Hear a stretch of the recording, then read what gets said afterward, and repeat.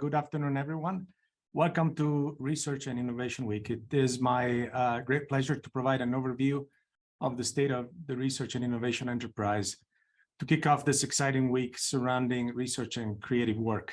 I'm Massimo Rusini. I'm the Acting Vice Chancellor for Research and Innovation at CU Boulder and the Dean of the Institutes.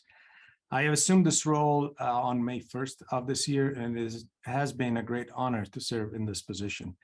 And prior to this role, I was the Associate Dean for Research in the College of Engineering and Applied Science. And I have been at CU Boulder for about 3 years and following a tenure at Georgia Tech. So let me share my screen as we enter the presentation. Hopefully it's all clear. Good. Thank you. So in this role, I have the opportunity of leading the Research and Innovation Office here at CU Boulder.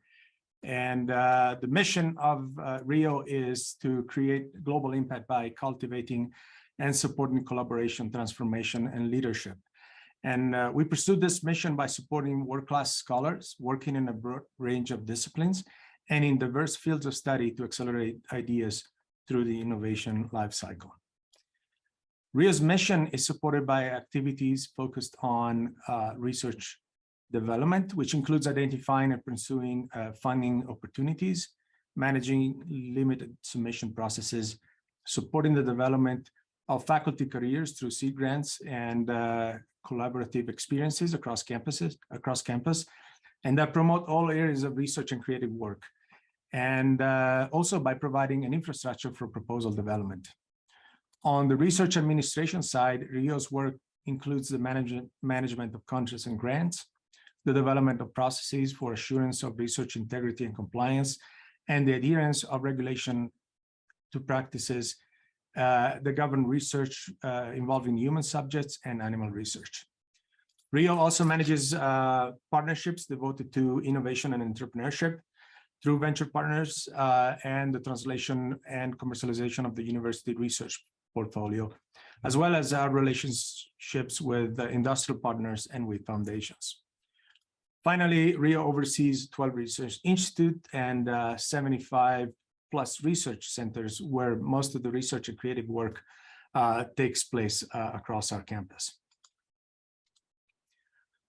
So the goal of today's presentation and webinar is to take some time to recognize our university leadership in research and creative work. To do so, I will share trends, insights, and aspiration in the pursuit of scholarship. And scholarship is broadly defined as the creation and dissemination of knowledge in all areas, including not only science and technology, but also the arts and humanities, the social sciences, business, law, theater and dance, among many others. And we will take time to celebrate our successes and to make sure that we're all connected and focused on our mission. Finally, hopefully by the end of the presentation, we will be able to convey CU's role as a top world-class research university and to recognize how the work that we do collectively contributes to the campus strategic imperatives, which is to lead, innovate, and to make a positive impact on our society. So in order to achieve this, today in the upcoming presentation, I will go over our funding trends. We will review together the campus investments in support of faculty development and in promoting the growth of our scholars as thought leaders. We will also take some time to celebrate some of the successes, as I've said, and to highlight upcoming opportunities for involvement and support that we will provide to stimulate the creativity of our students and our faculty across our campus. And finally, towards the end of the presentation, I will devote some time to answer some questions that may come up. So as we begin this overview, we start by celebrating the growing size of the research awards that support research and creative work. And the total funding received in the last year, on the year that just closed, FY22, is an unprecedented $658 million. And our sources of funding include federal agencies, international organizations and nonprofits organizations and partnerships, other universities through collaborations, industry, the state of Colorado, as well as gifts managed by the CU Foundation. As you see, the federal agencies are led in terms of amount of support that we receive by NASA, followed by National Science Foundation, Department of Commerce, and others. And before I move on looking at trends over the years of the research funding, I want to spend a few words on the background picture, which is representative of engagement between our faculty and our community. And this mural is titled Leading Light, which loosely alludes to atomic, molecular, and optical physics, which is the research area of Professor Cindy Regal, who's a Gila Fellow and Associate Professor in Physics. And Cindy helped consult on this mural with the author, and the mural is located in Washington Park in Denver. And as mentioned, it's an example of engagement of our faculty partnering with the community through a collaboration that spans the arts and the sciences. So looking at our 10-year history in funding cycle, as indicated, the number of the size of the awards this year is unprecedented and comes at, as a culminating trend, 10-year trend, where we have seen a growth of approximately 87% compared to 2013. That is the window considered in this comparison. And this shows also the breakdown of federal, non-federal, and gifts, breakdown on our funding. And we see that we have had growth in all areas, but perhaps the most significant growth has been in the non-federal side. And it's also important to observe how that growth is supported and how it's funded. And one way that it is funded is by looking at indirect cost recovery. And these costs cover facilities and administrative costs that are not necessarily, that are not budgeted towards a specific award, but are allocated, they're budgeted towards a specific award, but that are not specifically allocated to individual research projects. And these funds cover the cost that our institution incurs in supporting day-to-day operation and the research infrastructure. And we see that we had a growth in this, and it's about a 57% growth if you compare again to 2013. And the share is roughly 20%, hovers around 20% if you compare to the total amounts of awards. And it's important to track this to see what funding is helping cover the cost of infrastructure and cover and support the continuous growth that our research enterprise is experiencing. So we have supported this growth through investment. And for example, we have invested in our faculty through programs such as the Rio Seed Grants program that stimulate interdisciplinary and multidisciplinary research and creative work across campus. And to give a perspective on the impact of this program, since its beginning, which is around 2008, the program has provided more than 15.5 million in seed grants that have supported almost 350 new projects across campus.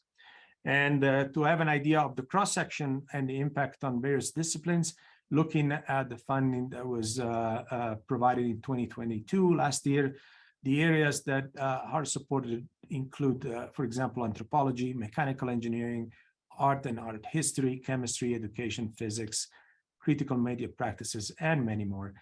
This is a good cross-section to show that not only STEM projects, science and technology projects, are benefiting from this investment, but also that broadly our scholars and researchers from the arts and humanities have also seen a lot of value in this opportunity. And to quantify a little bit the value in terms of return on investment, which is only one of the metrics that doesn't completely cover the impact of these projects and the research and creative work that came out of them, is an approximate return on investment of 1 to 5. So for every dollar investment, we estimate a return on follow-on funding of approximately $5. We also invest in people, and we invest in the faculty, in our faculty, by forming tomorrow's leaders through programs devoted to leadership, such as the Rio Faculty Fellows. And this program aims at developing faculty who are poised to lead larger groups and larger projects, but it goes much beyond that. It also forms a network and creates a community of scholars working across the disciplines in our campus. This program started in 2018 and has seen the participation of 50 plus faculty from our campus, with affiliations in 28 departments, 8 research institutes, and virtually every college and school. We're currently wrapping up the 4th cohort of the program, and the participants will be delivering a TED talks at the Dairy on Wednesday as part of Research and Innovation Week. So make sure you'll attend and visit with them. And we're currently accepting applications for the 5th cohort, the 2023 cohort, and applications will close at the end of this week, on October 21st. We will announce the participants in November, and we're proud to say that many of the alumni of these programs are leading key research projects, and you'll see them featured throughout the rest of the presentation today. As we help form the leaders of tomorrow, we also celebrate those of us who have achieved the highest levels of recognition in their discipline. And among these recognitions, one of the highest honors bestowed by the faculty upon the faculty here at CU Boulder is the Distinguished Research Lectureship. And each year, following the recommendation of a faculty review panel, we select 2 recipients of the lectureship. And these were announced early in the year, but just as a reminder and as a celebration of their accomplishments, I introduce to you first in time. The first lectureship in time will be on January 31st. It will be delivered by Ruben Donato, who's a professor of educational foundations, policy, and practice in the School of Education. And Professor Donato is an educational historian who specializes in the history of Mexican-American education in the United States. Among his many honors, his induction to the National Academy of Education in 2020. And as said, his lecture will be on January 31st. Following this lecture on April 20th, we will have a lecture by Professor Shelley Miller, who's a professor of mechanical engineering and a faculty member in the environmental engineering program. And he's an expert in indoor environmental air quality. And her contribution has been tremendous, in particular during the COVID-19 pandemic, where Professor Miller played an influential role on campus and globally through wide-ranging education and communication work to help mitigate the airborne transmission of the virus. As indicated, Professor Miller's lecture will take place on April 20th. In addition, this year, I'm proud to announce that we will bring on campus a nationally distinguished scholar to deliver the inaugural Rose Littman Memorial Lecture.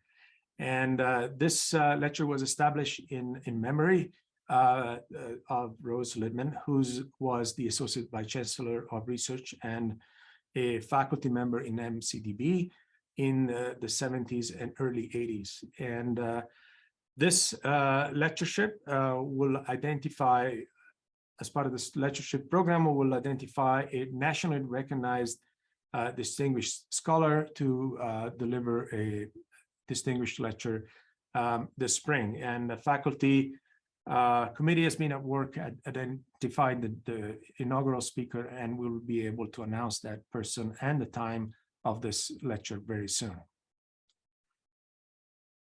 The impact of our faculty is evidenced by projects such as Through the Lens of the Law, Interpreting Video Evidence in U.S. Courts in the Digital Age, which is led by Professor Sandra Ristovska. And Professor Ristovska is an assistant professor of media studies in the College of Media, Communication, and Information. And this project is supported by the Mellon American Council of Learned Society Scholars and Society Fellowship, and has the goal of undertaking the first rigorous, publicly engaged research project to address the intricacy of video or visual evidence or of seeing in a court. Also, Professor Henry Lovejoy, who's an assistant professor of history, is the first scholar from CU Boulder to receive the Mellon New Directions Fellowship. And Professor Lovejoy is studying the ebb and flow of America's pre-colonial boundaries and the general human migrations at play due to the slave trade. And this award will allow Professor Lovejoy to study the historical records and data sets related to the Yoruba diaspora. We also emphasize the Center of Asian Study, who just received a $2.2 million grant from the U.S. Department of Education to support its role as a national resource center in Asian studies and to provide foreign language and area studies fellowships for CU Boulder students. This grant will support one of the center's primary missions, which is to make Asia as accessible as possible to the whole CU Boulder community. Other projects that are just being awarded include the Environmental Data Science Innovation and Inclusion Lab, or ESIL, which is a major data science and diversity effort funded by the National Science Foundation. And this new center will enable work on the biological impacts of climate change and the loss of biodiversity. It will help planners prepare for extreme events such as floods and wildfires, while including diverse voices and responding to community needs. This 5-year project is led by Professor Jennifer Balch, who's an associate professor of geography and a fellow one of our Institute series. Converge is a National Science Foundation, another National Science Foundation funded initiative, and it's part of the Natural Hazards Engineering Research Infrastructure for the nation. It's Converge is headquartered at the National Hazard Center at the University of Colorado Boulder, and it's led by Professor Lori Peak. And Converge is committed to reducing human vulnerability to natural hazards while promoting collective well-being. We're also the proud host as a university, and we're working with the National Solar Observatory, which is a public research institute headquartered here in Boulder and runs satellite facilities in Maui, Hawaii. The mission of the National Solar Observatory is to advance our understanding of the sun, both as a star and as a major influence for life on Earth.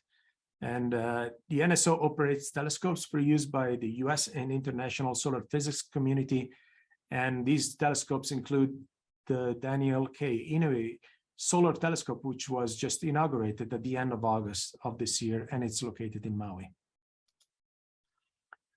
We have other large efforts that we're proud to, call CU Boulder home. And these are listed here. I'll just feature a few. The first one that I'll talk about briefly is Spectrum-X, which is the new $25 million research center to study the radio frequency spectrum. Spectrum-X is led by the University of Notre Dame and has CU Boulder as a key partner under Professor Scott Pello's leadership. And the CU Boulder team includes a very diverse group of researchers, university, industry partners, and federal labs, and includes and implements a unique entrepreneurial approach that embodies the spirit of collaboration and innovation that have become the hallmark of our research enterprise. Another center that I spend a little bit of time on is the North Central Climate Adaptation Center, which is a partnership between the U.S. Geological Survey, the University of Colorado Boulder, and 5 consortium partners. And the center fosters innovative and applied research in support of tribal, federal, state, and local natural resource management and decision-making. And this is also led by Jennifer Balch from Series and Geography. The last one that I'll talk about on this slide is the Institute for Student AI Teaming, or ISAT, which is an AI Institute for Student and Artificial Intelligence Teaming as an interdisciplinary research community dedicated to transforming classrooms into more effective, engaging, and equitable learning environments. The center or the institute is led by Professor Sidney DeMello from the Institute of Cognitive Science, Computer Science, Psychology, and Neuroscience. And the mission of the institute is to develop foundational theories and artificial intelligence technologies for creating the next generation collaborative learning environments composed of diverse students, and has the goal of growing a diverse workforce by engaging 5,000 middle and high school students in innovative forms of education that involve artificial intelligence. Much of the success in creative and research work resides in our research institutes, and we had some major milestones this year that we can celebrate. For example, the Laboratory for Atmospheric and Space Physics, or LASP, is going to celebrate in this coming year its 75th anniversary. And LASP continues to be, through its history, continues to be at the forefront of solar and space physics research, climate and space weather monitoring, the search for evidence of habitable worlds. And it's really impressive how LASP has become the only academic research institute in the world to have sent instruments to all 8 planets in the solar system, plus Pluto, the sun, and a host of moons. And LASP is contributing to establish CU Boulder as an aerospace research hub for the state of Colorado. And Colorado now is the second largest has the second largest aerospace and defense economy by state in the nation. JILA has celebrated its 60th anniversary this year and continues to be one of the nation's leading research institutes in the physical sciences. And JILA researchers explore fundamental scientific questions about the limits of quantum measurement and technology, the fundamental principles that govern the interaction of light and matter, and the role of quantum physics in chemistry and biology. And just last Friday, we celebrate the grand opening of the new home for the Rene Crown Wellness Institute. That is the newest institute at CU Boulder that was created in 2019. And after operating out of various locations on campus, the institute has finally found its home, which is on University Hills, just on Broadway, just across the street from our campus. And the Crown Institute focuses on interdisciplinary research practice partnerships that promote the wellness of young people and the systems and adults who support them. We also continue to recognize BioFrontier's outstanding achievements through their work during the COVID-19 pandemic, which has been instrumental to our campus' effective response and management of the pandemic emergency. And BioFrontiers brings and continues to bring under the same roof researchers from the life sciences, the physical sciences, computer science and engineering to uncover new knowledge in the biosciences at the frontiers of science, and partnering with industry to transform their discovery into new tools. CIRIS, the Cooperative Institute for Research in Environmental Sciences, also celebrates the renewal of their agreement with NOAA, which is valued at $565 million over 5 years. And these funds will continue to support the work of more than 400 CU Boulder scientists who work side by side with NOAA researchers. And the areas of research of CIRIS include weather and climate, changes of Earth's poles, air quality, and atmospheric chemistry and water resources. We also celebrate some of the achievements of the Renewable and Sustainable Energy Institute, or RACE, which is another of the joint institutes, which is a collaboration between CU Boulder and the National Renewable Energy Lab. And this year, RACE Fellows have been successful in contributing to 6 Energy Frontier Research Centers, which are funded by the Department of Energy to bring together and support multidisciplinary teams tackling scientific challenges, pursuing advances in energy technologies. So these are just a few highlights from some of our institutes, but there is world-class research and creative work taking place in all of our 12 research institutes. And I'll just mention them one by one to give the credit that they deserve. These are the Atlas Institute, the Institute for Behavioral Genetics, the Institute of Alpine and Arctic Research, the Institute of Behavioral Science, the Institute of Cognitive Science, and the University of Colorado Museum of Natural History.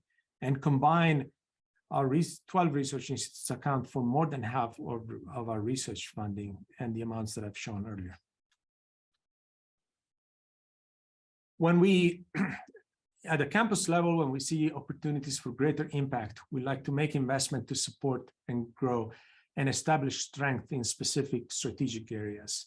For example, I want to spend a little bit of time talking about the AB Nexus, which is an ongoing program that expands research ties between the University of Colorado Anschutz and the Boulder campus to support collaboration in the biosciences in general, broadly speaking.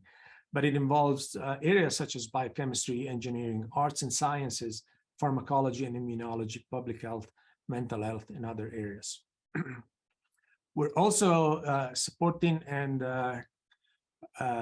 promoting research through the Center of National Security Initiative, which is establishing core capabilities in research areas across the CU Boulder campus, which include, for example, radio frequency communications, cybersecurity, and hypersonics. And that is engaging more than 60 researchers that align their research interests and priorities to those of the Department of Defense and of the intelligence community. In addition, through student participation in national security research, NSI is also addressing the ever-increasing demand for qualified and experienced defense professionals in Colorado and across the nation. We're also continuing to strongly support and advocate for quantum and quantum technology as a strength of our campus through the Qubit Quantum Initiative, which is an umbrella organization that coordinates and supports all quantum activities in the areas of science and technology, and support the rapid dissemination of quantum technology up in terms of application and commercialization. And the Qubit Quantum Initiative is establishing itself as an interdisciplinary hub that reinforces our prominence in quantum information science, the prominence of our campus, and the prominence of our state in this key and very advanced area of science and technology. A little bit of detail on the AB Nexus, which has been a catalyst for the collaboration between two campuses of our system. The program started in 2020 and has so far invested $20 million in, $2 million in supporting new or existing collaboration across our campuses. And we've so far awarded 30 projects to intercampus teams. And these have been identified as winners among 216 collaborative proposals that have been submitted to show the strong interest that this initiative has generated throughout the faculty in our two campuses. And so far, this investment has led to extramural funding, which is close to $12 million. So it's a return on investment of about 1 to 6, and has led, more importantly, to publications in top-tier journals, human clinical trials, and the development of intellectual properties, as well as partnership with industry and exciting research for our support of our students in areas that are include bioengineering, computational biology, drug delivery, and that address diseases such as Alzheimer's disease, cancer, diabetes, cardiovascular, and heart disease, which are all leading cause of death, unfortunate death in our nation. So CU Boulder is emerging and establishing itself as a national leader in translation and commercialization of research. And translation and commercialization is not only about dollars and financial returns to our campus, which are, however, very significant and becoming very significant, more important. But CU Boulder spin-offs are having real tangible impacts on our communities. They create jobs, they support the local economy, and they enrich the experience of our students and our faculty by providing them research experience and career opportunities that were previously unthought of or not considered as viable options. Among the spin-offs that I want to highlight today are three. One is SomaLogic, which is founded by Professor Larry Gold, who's been a long-term professor here at CU Boulder since the 1970s. And SomaLogic is a global leader in proteomics and aims to revolutionize precision medicine to help address unmet medical needs. Another one is ColdQuanta, which is a quantum atomic company developing the technology, sensing and signal processing hardware. And ColdQuanta has become a leader in the market in commercializing quantum technology. And one of its co-founder and current CTO is Professor Dana Anderson, who's a professor in physics. Solid Power is a spun out of CU Boulder in 2011, and it's seen growing success, and has been founded by Professor C. Lee, Conrad Stolt, and Doug Campbell. And the key technology that they're working on and pursuing is replacing two key components of traditional lithium-ion batteries, which are a liquid electrolyte and a plastic separator, with a single ion conducting material, leading to the company's solid-state batteries, which promise improved energy and safety, the ability to tolerate very high temperature without the need of cooling. And Solid Power is developing partnership with major automotive companies such as the Ford Motor Company, BMW, Hyundai, and others are coming up in the next few years. So these are just examples of the very active startup scenes in our community that CU Boulder is supporting and contributing to. And in the last 3 years, we've had 44 startups that leverage our research portfolio. We've seen a 300% increase in licenses that have been issued. And in FY22, we had an outstanding $2.1 billion in capital raised by our portfolio companies, which is also an unprecedented and huge number. But more importantly, I want to point to an upcoming economic impact report that has been led by the Leeds School of Business here at CU Boulder that has assessed the impact of these startups and these spin-off companies from CU Boulder and quantified between the year 2018 to 2022, quantified to a $5.2 billion in economic impact to the state of Colorado. And this is a significant portion of the whole size of the state economy. And the impact at the national level has been estimated in $8 billion in the same time frame, which is an incredible amount and incredible evidence of impact of these technologies. A central pillar to our focus on innovation is the Innovation and Entrepreneurship Initiative, which connects, elevates, and grows CU Boulder's vast innovation entrepreneurial resources to help students, faculty, and staff turn ideas to impactful ventures. And the goal of the Innovation Entrepreneurship Initiative is quite ambitious, but very, very much achievable, which is to connect, elevate, and grow our innovation entrepreneurial resources by providing every student at CU Boulder to be exposed to or to be engaged in an innovation experience through a class, through an event, by being a speaker, or by participating in an internship, or by working as a mentor.